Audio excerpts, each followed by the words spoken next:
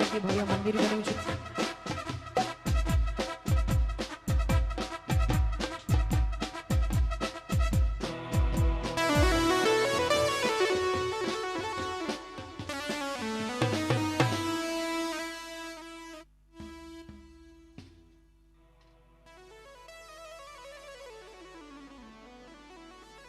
Hello hello hello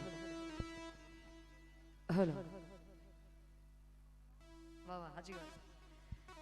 જેમ રૂપાવટીમાં ભગવાન શ્રી રામનું મંદિર બન્યું છે એવી જ રીતે અયોધ્યામાં ભવ્યથી ભવ્ય મર્યાદા પુરુષોત્તમ રામનું ભવ્યથી ભવ્ય મંદિર બનવા જઈ રહ્યું છે અને આપણે ખૂબ ભાગ્યશાળી છે સાહેબ। 450-500 વર્ષના સંઘર્ષ બાદ અયોધ્યામાં આ મંદિર બનવા જઈ રહ્યું છે અને આ કાર્યને સફળ કર્યું છે આપણા ભારતના યશસ્વી પ્રધાનમંત્રી નરેન્દ્રભાઈ મોદીજીએ। અને આપણે બધાએ ભગવાન રામ જ્યારે પોતાની ગાદીમાં ફરી બિરાજ છે અને આપણે બધાને ત્યાં દર્શન કરવા જવાનું છે, પણ એની પહેલા આપણે રૂપાવટીમાં દર્શન કરીને પછી આપણે અયોધ્યા જશું। એટલે જ્યારે જ્યારે આપણા ધર્મ માટે આપણા દેશ માટે જ્યારે પણ કંઈ પણ તકલીફ પડે ત્યારે દરેક યુવાન અને દરેક પુરુષને રામ, અર્જુન, કૃષ્ણ બનવું પડશે સાહેબ। જ્યારે જરૂર પડે ત્યારે દેશ માટે કંઈ પણ વસ્તુ હોય ત્યારે બહુ સારી આ પંક્તિ લઈને પછી 5-10 મિનિટનો બ્રેક લઈને પછી તમને બધાને પાછા ગરબે રમાડવા છે। એટલે હલો હલો હલો